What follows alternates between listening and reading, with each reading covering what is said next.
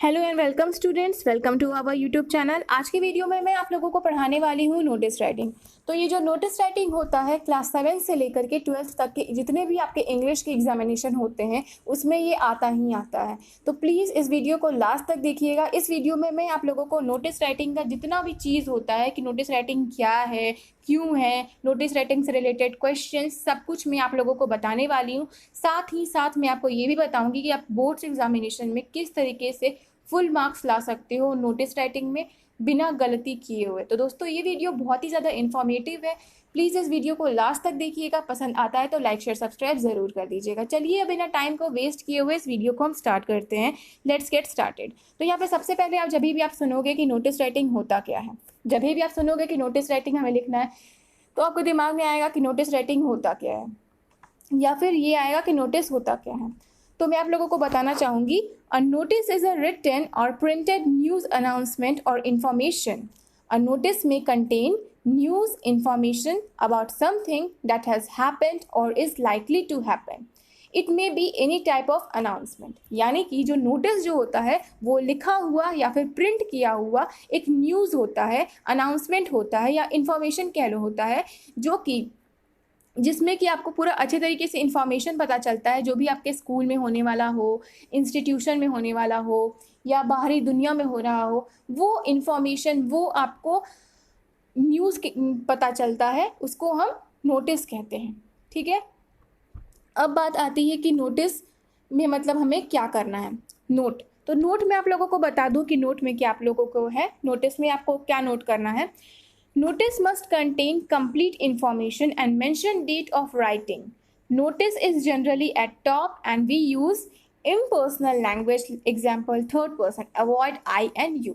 मतलब कि हमें क्या करना है कि जब भी हम नोटिस लिख रहे होते हैं तो हमें बिल्कुल कंप्लीट इन्फॉर्मेशन लिखना है। आधी अधूरी बात हमें नहीं लिखनी है कि मतलब जैसे कि आपके स्कूल में ब्लड डोनेशन कैंप चल रहा है, ठीक है, तो आप लिखोगे ब्लड डोनेशन कैंप हमारे स्कूल में हो रहा है, कहाँ हो रहा है, कितने बजे हो रहा है, कितने एज ग्रुप के लोग आ सकते हैं, ये पूरा आपको इन्फॉर्मेशन प्रोवाइड करना पड़ेगा जब भी आप नोटिस लिख रहे होगे। तो ऐसा गलती बिल्कुल भी मत करना कि हाँ यार मेरे स्कूल में नोटिस लिखना है हमको और हमारे स्कूल में ब्लड डोनेशन कैंप हो रहा है तो लिख देते हैं।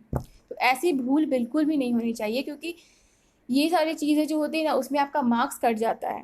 ठीक है, तो मैं नहीं चाहती हूँ कि जो आप लोग ये बिना वीडियो इतनी मेहनत से देख रहे हो, समझ रहे हो, तो आप लोगों का मार्क्स ज़रा भी कटे। ठीक है, दूसरी चीज़ कभी भी मत ऐसा करना कि जब भी आप डेट लिखते हो तो हमेशा डेट को लेफ्ट साइड में अच्छी तरीके से लिखना। और डेट कुछ बच्चे ऐसे लिख देते हैं 27/9/2000 जो भी ईयर है, ऐसी गलती बिल्कुल भी मत करना। डेट पूरा लिखना, जैसे कि फॉर एग्जांपल आज का डेट है 25 मई 2020, तो ऐसे लिखेंगे 25 मई 2020, इस तरीके से लिखेंगे। ऐसा गलती नहीं करेंगे कि 25/5/2020, नहीं, ऐसा गलती हम नहीं करेंगे। ठीक है, अब notice is generally eight top and use impersonal language. हमें जब भी हम नोटिस लिखना होता है तो हम या कहीं नीचे छुपा करके या दाएं बाएं नोटिस नहीं लिखेंगे। नोटिस जो है हम बिल्कुल टॉप पे लिखेंगे, बॉटम में लिखेंगे, बॉटम टॉप पे लिखेंगे और वो भी बीच में लिखेंगे, मिडिल में। ठीक है ना, दाएं बाएं नहीं लिखना है या ना ऊपर नीचे लिखना है, एकदम बीच में लिखना है और सबसे टॉप पे लिखना है नोटिस में। आगे आपको एग्जाम्पल में बताऊंगी कि आपको किस तरीके से लिखना है। और जब भी आप नोटिस लिख रहे होगे ना तो आपको थर्ड पर्सन बन करके लिखना है, ये नहीं कि मेरा है तुम्हारा है। आप कोई लव लेटर नहीं लिख रहे हो जो कि आपको आई और यू यूज़ करना है। ठीक है, आप सिंपली यहाँ पे यूज़ करिएगा we can do that. We, आप नोटिस जनरेट कर रहे हो, आई यू नहीं बात कर रहे हो, आपका कोई भाई नहीं है वहाँ पे या फिर आपकी कोई गर्लफ्रेंड नहीं है वहाँ पे जो कि आप आई यू वर्ड यूज़ करोगे। सिंपली आपको प्लेन वर्ड्स में यूज़ करना है और बिल्कुल अब्यूजिव वर्ड यूज़ नहीं करना है, ना ही कोई टापोरी वर्ड यूज़ करना है। ठीक है, ना ही कोई स्लैंग, ना ही कोई अब्यूजिव वर्ड्स। अब मैं आप लोगों को बताती हूँ कुछ क्वेश्चन सॉल्व करके। Let's solve some of the questions. Clear है, तो यहाँ पे आपके लिए कुछ क्वेश्चंस दिया हुआ है जो कि मैं आपको सॉल्व करके बताऊंगी। You are Rahul Radhika Sharma. As president of Literacy Club of your school, you have organized an inter-school debate competition on the occasion of Silver Jubilee celebration of your school. Write a notice in about 50 words informing the students of your school about the competition. ठीक है, question मैंने आप लोगों के लिए पढ़ दिया। Question में आपसे ये कहा जाता है कि आप अगर बॉय हैं तो आपका नाम राहुल है, अगर आप गर्ल हैं तो आपका नाम राधिका है, अगर आप बॉय हैं तो आपका नाम राहुल शर्मा है, अगर आप गर्ल हैं तो आपका नाम राधिका शर्मा है। क्लियर है? आप अपने स्कूल के प्रेसिडेंट हैं, ठीक है, आप अपने स्कूल के प्रेसिडेंट हैं लिटरेसी क्लब के, ठीक है। आपको ऑर्गेनाइज करना है इंटर स्कूल डिबेट कंपटीशन। आपके स्कूल में सिल्वर जुबली सेलिब्रेशन है और आपके स्कूल में आपको डिबेट कंपटीशन ऑर्गेनाइज करना है। आपको एक नोटिस जनरेट करना है, ज़्यादा नहीं 50 शब्दों में स्टूडेंट्स को ये इन्फॉर्म करना है कंपटीशन के बारे में। क्लियर है? चलिए मैं आप लोगों को बताती हूँ कि अब आपको कैसे लिखना है नोटिस राइटिंग।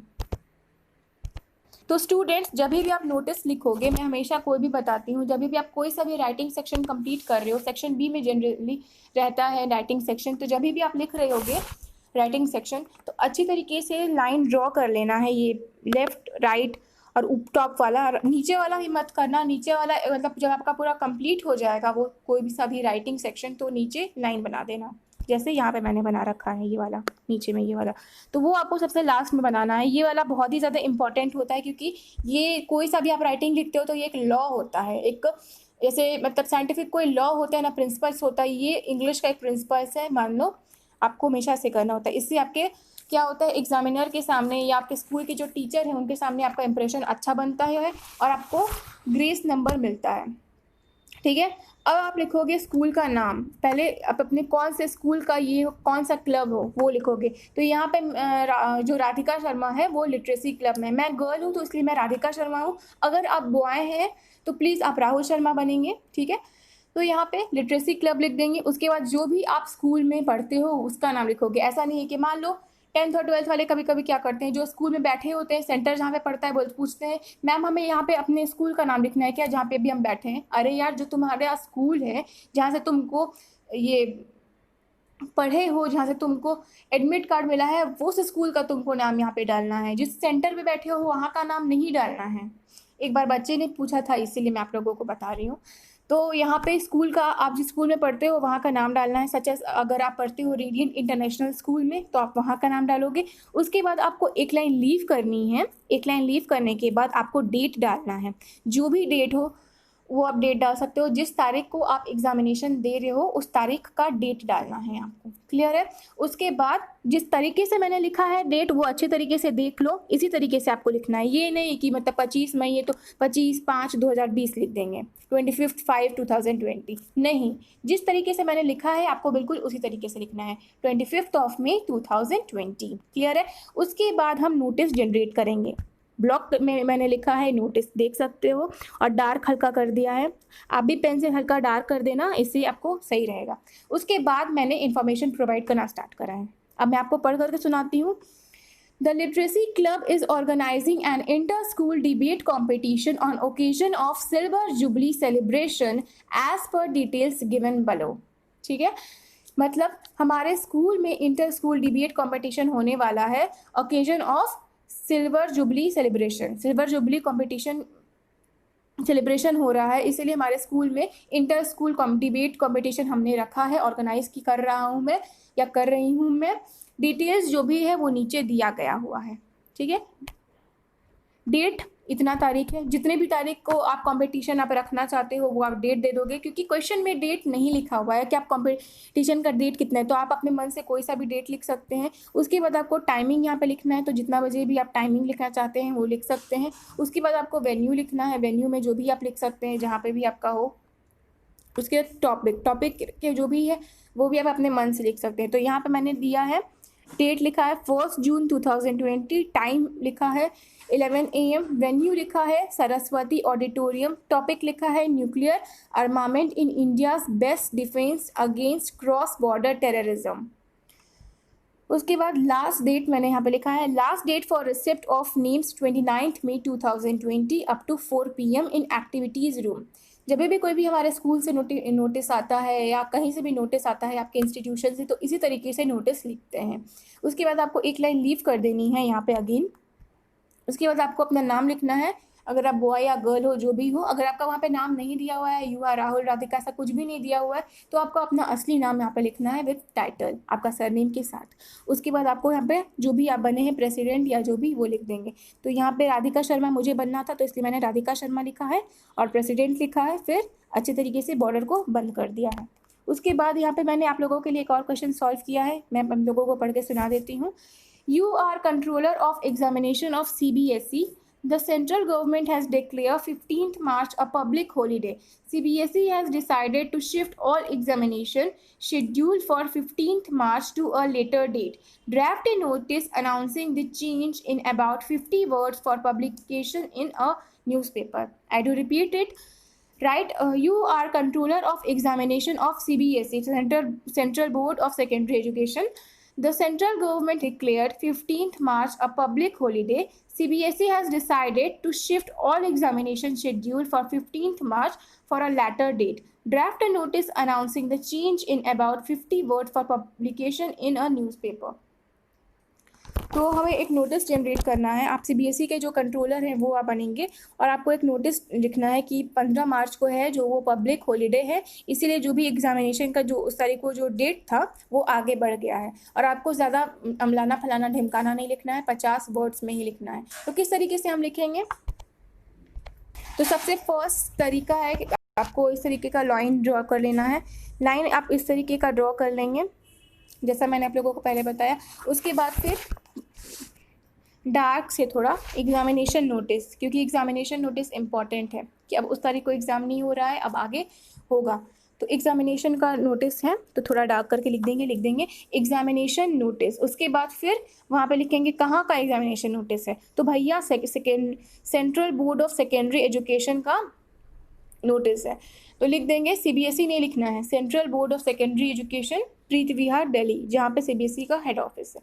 उसके बाद फिर लिखना है नीचे चेंज इन शेड्यूल, क्योंकि हमारा शेड्यूल चेंज हुआ है ना, 15 तारीख को जो एग्जामिनेशन होने वाला था उसका डेट बढ़ गया है, तो यहाँ पे लिखेंगे चेंज इन शेड्यूल। उसके बाद आपने एक लाइन लीव करनी है। उसके बाद फिर आपने लिखना है Consequent on central government's decision to observe 15th March as a public holiday, all the examination of CBSE scheduled for 15th March have been shifted to 25th March and 28th March। जो भी year हो वो, जो भी year में आप examination दे रहे हो उसका डेट आप लिखेंगे। ये नहीं कि अगर आप 2021 में एग्जामिनेशन दे रहे हैं तो 2019 का ही डेट दे देंगे या 2025 का देंगे, ऐसा गलती नहीं करना है, ठीक है। कैंडिडेट्स में contact the principle of their examination centre for clarification if needed, ठीक है। ज़्यादा कुछ नहीं लिखना है, अलाना फलाना ढिमकाना, केवल 50 शब्द में एकदम नॉर्मल वर्ड्स और जो कि बहुत ही ज़्यादा हाईलाइटेड है। ये नोटिस है ना, IU वगैरह नहीं लिखना है, मैंने आप लोगों को पहले ही बताया। तो यहाँ पे हम लोग एग्जामिनेशन नोटिस लिख रहे हैं, तो आगे का ये मैंने बता दिया आप लोगों को। अब बॉडी जो है उसमें हमें इम्पॉर्टेंट लिखना है कि मतलब कंसिक्वेंस ऑफ सेंट्रल गवर्नमेंट के डिसीजन से ये ऑब्जर्व किया गया है कि जो 15 मार्च है उसको पब्लिक हॉलीडे के लिए एग्जामिनेशन जो है वो कैंसिल किया जा रहा है। 15 मार्च को पब्लिक कोई हॉलीडे है तो इस तरीके से उस दिन छुट्टी है और उस तारीख को जो भी एग्ज़ाम होना था अब आगे शिफ्ट हो गया है। तो आगे कितनी तारीख को शिफ्ट हुआ है? 25 तारीख को और 28 तारीख को। कौन से साल में? जो ईयर में आप भाई एग्ज़ाम दे रहे हो उसका हम ईयर लिखेंगे, जिस ईयर में आप एग्ज़ाम दे रहे हैं उस ईयर दे देंगे। उसके बाद फिर कैंडिडेट्स में contact the principle of their examination centre for clarification if needed, कि मतलब भाई कैंडिडेट जो आप एग्जामिनेशन जो दे रहा है, जो बच्चा आप एग्जामिनेशन जो दे रहे हो, अगर आपको दिक्कत हो रही है तो आप अपने प्रिंसिपल से कॉन्टैक्ट कर सकते हो जो कि एग्जामिनेशन सेंटर पे है, अगर आपको ज़रूरत पड़ती है तो। फिर एक लाइन छोड़ने के बाद controller of examinations CBSE new Delhi 5th मार्च, जो भी ईयर हो वो, ठीक है। ज़्यादा कुछ नहीं लिखना है। कंट्रोलर ऑफ एग्जामिनेशन, आप यहाँ पे you are controller of examination of CBSE the central, तो यहाँ पे आपका क्वेश्चन पढ़ोगे तो आपको मिल जाएगा द कंट्रोलर ऑफ एग्जामिनेशन, तो वही लिखेंगे controller of examination CBSE new Delhi. यहाँ पे आपको कोई अपना नाम अता पता लिखने का ज़रूरत नहीं है। उसके बाद डेट यहाँ पे लिख देना है कि कितने तारीख को आप नोटिस पब्लिश कर रहे हो। उसके बाद फिर नीचे ये वाला लाइन जो है जो मैंने ड्रॉ करा है वो आपको ड्रॉ कर देनी है। तो दोस्तों मैं उम्मीद करती हूँ कि आपको ये अच्छे तरीके से नोटिस राइटिंग समझ में आ गया होगा। बोर्ड से एग्जामिनेशन में आप कोई से भी गलती नहीं करोगे, या आपका कभी भी कोई स्कूल में एग्जामिनेशन होगा तो कोई से भी गलती नहीं करोगे। स्पेशली नोटिस राइटिंग में, आर्टिकल राइटिंग, ईमेल राइटिंग, ये सारी का वीडियोस भी मैं अपलोड कर रही हूँ धीरे धीरे। तो प्लीज़ हमारे चैनल को सब्सक्राइब ज़रूर कर दीजिएगा, साथ ही बेल नोटिफिकेशन ऑन कर दीजिएगा और वीडियो को ज़्यादा से ज़्यादा लाइक शेयर ज़रूर कर दीजिएगा। तो दोस्तों, मैं मिलती हूँ आपसे अपनी अगले वीडियो में। तब तक के लिए जय हिंद, वंदे मातरम। अच्छे से पढ़िए और ज़्यादा परसेंटेज लाइए।